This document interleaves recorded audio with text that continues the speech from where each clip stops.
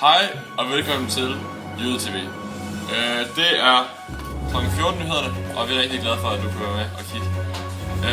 Her bagved mig, det ser HF's stolthed. Det står Elm, der er nogle sprunget stykker af islamistiske fundamentalister.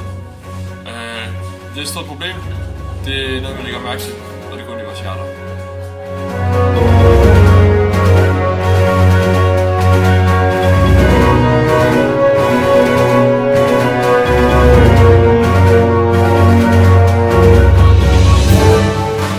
I dag har vi fået den store ære at have en praktiserende muslim med i studiet.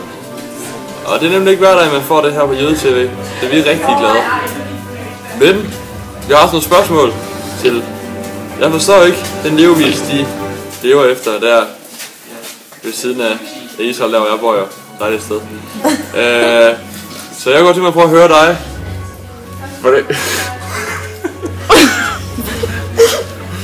Hvordan kan det være, at du gør, som du gør, hva'?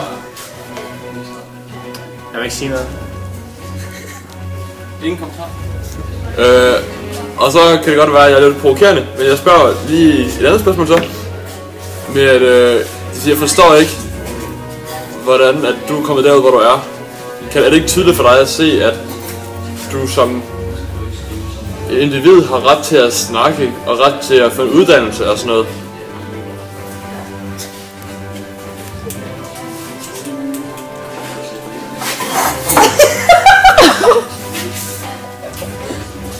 Det var alt for studiet.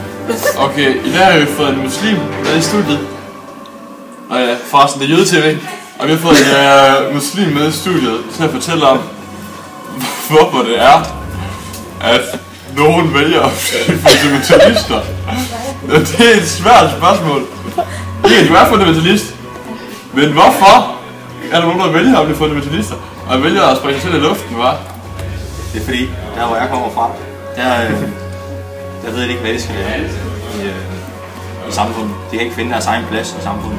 Så søger de ind til sådan nogle fundamentalistiske grupper. Og så finder de fred der, fordi at der er ordenslinjer i sharia-lovgivningen. Ja. Hvad hedder det sådan, i forhold til uddannelse og sådan noget? Vil det ikke bare være nemmere bare at tage en uddannelse eller at få et job, i stedet for at skulle gå ud og i krig? Nå, det var alt herfra. Det er alt. Du skal simpelthen sige, hvad der er. Hvordan? Okay. Jeg tænkte på, hvad er dit forhold til os jøder? Det havde jeg. Hvorfor? I 2 års land. Det var det herfra. Ja, og velkommen til vejret. I dags vejrprognose har en sandsynlighed med 58% chance for bomberegn, så det er ikke så godt. Så ned i kælderen og gem jer. Det er godt. Over and out.